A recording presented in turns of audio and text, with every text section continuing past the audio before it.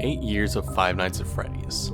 Many creations have been born from the story and ideas of the brand, but one that stands out containing well-known creators that cover the series would be the musicals by the channel Random Encounters.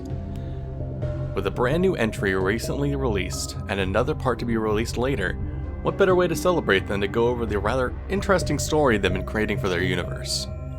As a quick disclaimer, the story is still in production and more information can absolutely be added in later parts. For now, we'll be discussing the information handed to us in the story known so far. The videos being discussed are on screen now. We'll be discussing the entire series, so spoilers are obvious. Go ahead and click off this video now if you want to watch the series for yourself. I'll be here waiting. For those ready, let's get into it. This is the story of Random Encounters, Five Nights at Freddy's.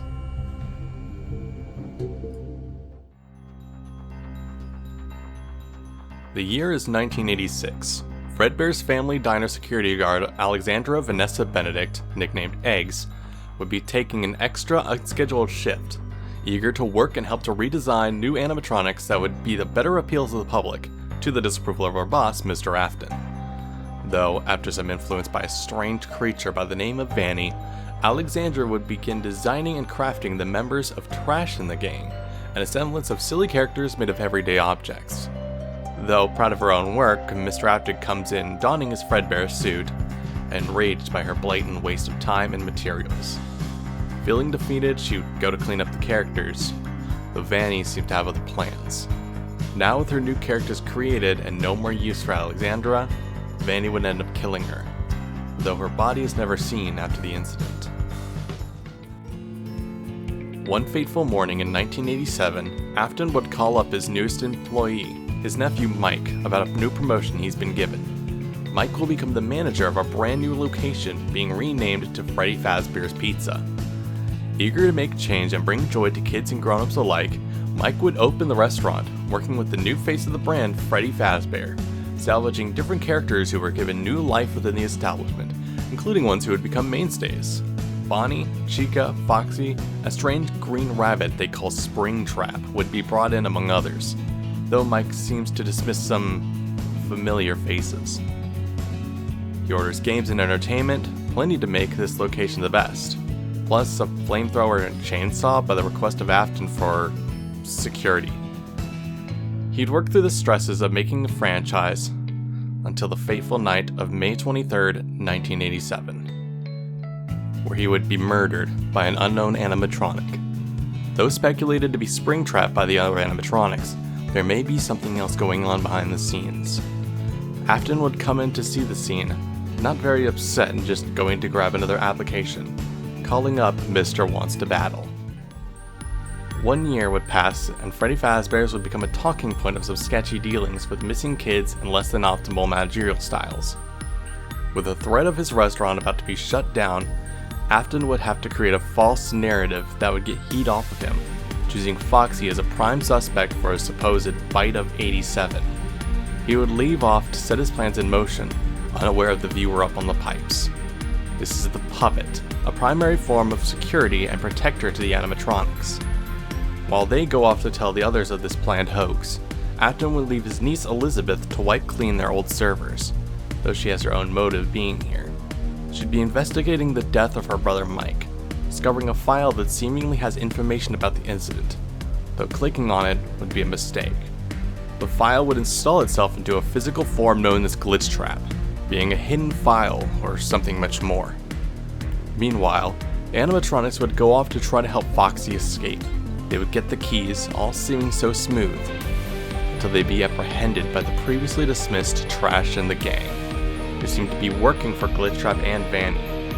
Animatronics would die, Elizabeth would be trapped, and the Fazbear crew would be taped up in a box. Glitchtrap's plans are finally coming together. This is where this part of the story ends and will be picked up in the upcoming project, Dark Remains. With a story so drastically different from the source material, it could be a worthy discussion, so if you'd like to see a video on all the difference between the Random Encounters lore and the original FNAF lore, let me know in the comments. Now, our story isn't over entirely, so let us fast forward a bit to somewhere around 1993 to 1994. We're at an uncertain location, most likely a version of Circus Babies, where a man named AJ, or as he calls himself, Purple Guy, would be working as a night guard and cleaning the location. Stepping out from behind a curtain, Circus Baby would lament about her dismay of being trapped deep down in this prison of a location. When AJ intrudes on her song, Baby would go to attack him, only to be saved by the tick over to 6 a.m. He would end up calling Afton, to whom he would request a transfer, being granted so and moved to Freddy Fazbear's Pizza. Not long after, a new guard would be brought on for the night shift. Mark would come to work, ready for a boring night, when he quickly discovers the animatronics are more lively than he once thought. He would fear for his life, assuming any and all animatronics are out to kill him, forgetting about his duties of saving power, keeping proper ventilation, and winding the music box, soon ending up in a blown fuse in the restaurant going dark.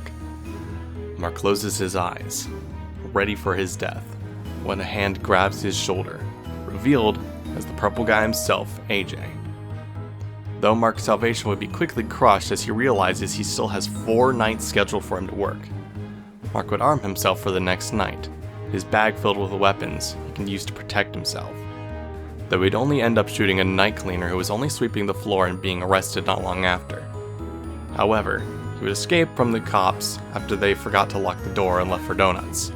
Mark rushes home and would lay low for the time, dyeing his hair in a process of panic. With no night guard now to work the shifts, Afton would call up Nate, the Mr. Wants to Battle mentioned after the death of Mike. After 7 years, desperate for money to pay his rent, he returns to his job at Freddy Fazbear's, where he'd assume everything would be typical. However, as Bonnie discovers a mysterious package, the aggressive animatronic Springtrap would escape and start causing terror. He ties up Bonnie, stuffs Chica in the music box, and attacks Nate to shred his face in a fan. Puppet comes in to try to stop Springtrap, but gets its strings stuck in the fan and dies from being entangled and ripped apart. Though others would reel from the loss, Foxy would break the vent open and cause the vent cover to knock out Springtrap. Now needing more help to properly stop the rogue animatronic, Bonnie would suggest the aid of an expert in paranoia. Arriving late to his shift, AJ would find the pizzeria trashed and nobody there. Nate would call him to warn him of Springtrap and to leave before midnight, to which AJ agrees, but considers some overtime nonetheless. Now parked in front of Mark's house, Nate would send the gang inside to find Mark and recruit him while he stays in the car to distract Springtrap with Balloon Boy. Though distraction works long enough, after BB is destroyed by Springtrap, Nate would head into the house where Mark, scared for his life, would take Freddy hostage and threaten to kill him. With calm words and some persuasion, Nate would manage to get Mark on board to help back at the restaurant. Preparing themselves for night 5, they would stay at Nate's apartment, resting and planning for their course of action. Night falls and the crew arrives at the pizzeria, sneaking to the office to find a destroyed Balloon Boy head hung from the ceiling. Brushing off their nerves, they would figure the only way to stop Springtrap is to get his spring locks wet with a fire extinguisher. The office one being already taken. The hunt would now be on, room after room missing their extinguishers until one is finally found by Chica in the kitchen. Though not far behind her would be Springtrap, chasing the scared chicken back to the office. Mark springs the trap, holds up the evil animatronic, and Nate douses him with the fire extinguisher. Of course, it backfires and sprays everyone. Their plan failed, but Springtrap is held at least. As they try to think of what to do next, Nate would be hit in the head. AJ revealing himself as the one who sent Springtrap here because he wanted to scare Nate into leaving and getting himself more hours. After their misunderstandings were patched up, everything would seem okay in the end. The phone rings, the door closes, and a bang echoes through the room. As the phone guy explains his intentions, he breaks through the back wall of the office, his suit bloody and tattered. Mr. Afton reveals himself, eager to finish off everyone in the room as they were supposed to be killed off. Trying to be sarcastic, AJ would be the closest victim, stabbed and split by Afton's chainsaw. Though he thought he'd won, Afton would be incapacitated as Mark drops Springtrap and lets the vicious animatronic attack, setting off the flamethrower attached to the chainsaw. The room would begin to burn, the survivors breaking the door controls and escaping from the building as it burns down with Afton inside. Now freed somewhere in Los Angeles, Nate would get a call from Afton, revealing he didn't die in the fire and was eager to escape from prison to finish what he started.